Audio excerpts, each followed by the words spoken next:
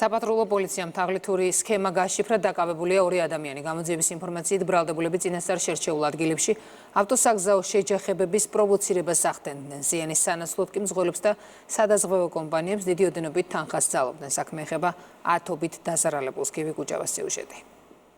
საგამოძიებო ექსპერიმენტის დროს ბრალდებულებმა იმ ადგილებზე მიუთითეს, სადაც მატერიალური სარგებლის მისაღებად ავტოსაგზაო შემთხვევების პროვოცირებას ახდენდნენ. შინაგან საქმეთა სამინისტრომ თაღლითური სქემა გამოავლინა. დაკავებულია 2 ადამიანი. საპატრულო პოლიციის თანამშრომლების მიერ გამოვლენილი იქნა დანაშაულებრივი ჯგუფი, რომლებიც წინასწარის შეცნობით და გეგმის მიხედვით ანხორციელებდნენ ავტოსაგზაო შემთხვევების პროვოცირებას. მათ მიერ დაგეგმილ ლოკაციებზე მათი მიზანი იყო მიიღოთ მატერიალური სარგებელი როგორც სადაზღვევო კომპანიისგან, ასევე ინციდენტში ჩართული პირებისგან. იდენტიფიცირებულია თაღლითობის ათეულობით ფაქტი. ხელწერა ყველგან უცვლელია. ბრალდებულები ავტოსაგზაო შემთხვევის პროვოცირებას თბილისსა და რუსთავში ახდენდნენ. შემდეგ ავტომობილის შეკეთებისთვის ანაზღაურებას დაზარალებულისგან ითხოვდნენ. მიღებულ თანხას კი ისაკუთრებდნენ.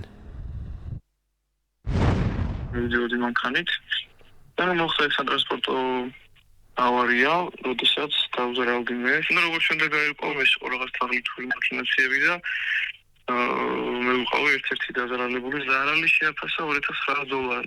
დაზრებული მყავდა, მაგრამ ლიმიტი მქონდა $5,000 დანარჩენის დამატება მე მიწევდა. ბრალდებულებმა თაღლითური სქემა შეიმუშავეს.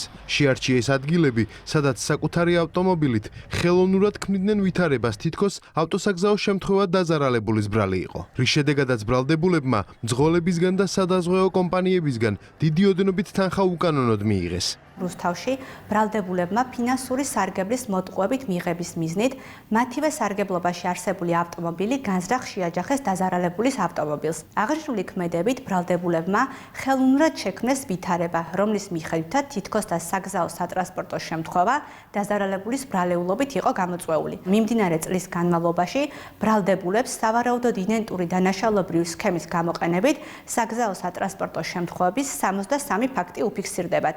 გამოძიება ბრალდებულებს სხვისი ნივთის დაზიანებას და თაღლითობის მცდელობას ედავება, რაც 7 წლამდე თავისუფლების აღკვეთას ითვალისწინებს.